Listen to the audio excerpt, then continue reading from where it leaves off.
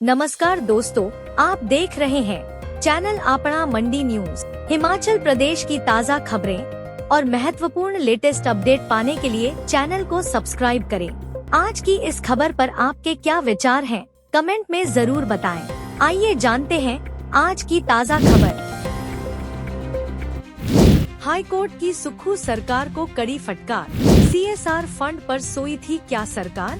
Himachal Pradesh high court ने सुक्खू सरकार को कॉरपोरेट सोशल रिस्पॉन्सिबिलिटी यानी CSR फंड के उचित इस्तेमाल में विफल रहने पर कड़ी फटकार लगाई है।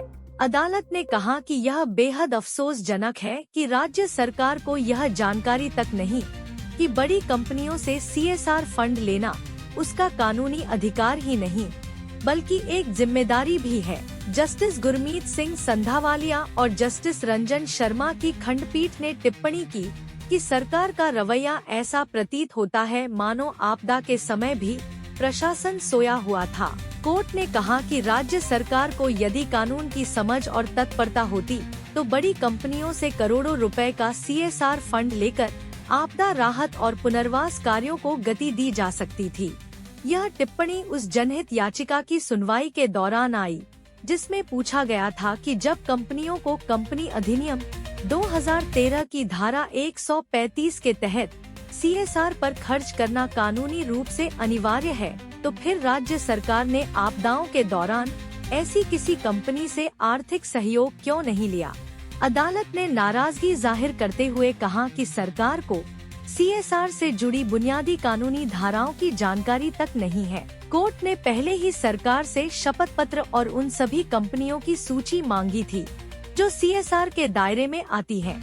कानून के अनुसार जिन कंपनियों की नेटवर्थ 500 करोड़ या उससे अधिक, टर्नओवर 1000 करोड़ या उससे अधिक या नेट प्रॉफिट 5 करोड़ या उससे अधिक है, उन्हें अपने पिछले 3 वित्तीय वर्षों के औसत लाभ का कम से कम 2% CSR गतिविधियों पर खर्च करना अनिवार्य है। खंडपीठ ने कहा कि CSR फंड आपदा राहत, पर्यावरण संरक्षण, शिक्षा, स्वास्थ्य और पुनर्वास जैसे कार्यों में लगाया जा सकता है। फिर भी राज्य सरकार ने न तो किसी बड़ी कंपनी से फंड मांगा और न ही कोई ठोस योजना तैयार की। अदालत ने सरकार से पूछा कि राज्य में कौन सी कंपनियों ने CSR के तहत योगदान दिया और किन्होंने नहीं। इसका पूरा ब्यौरा तत्काल प्रस्तुत किया जाए। चीफ जस्टिस ने सख्त शब्दों में कहा, राज्य प्रशासन के निर्णयों में समझदारी और दीर्घकालिक सोच का अभाव दिखता है। यह स्थिति अत्यंत निराशाजनक है। तो दोस्तों, ये थी आज की एक ताज़ा खबर। हिमाचल की ताज़ा खबरें पाने के लिए चैनल को सब्सक्राइब जरूर कर लें। धन्यवाद।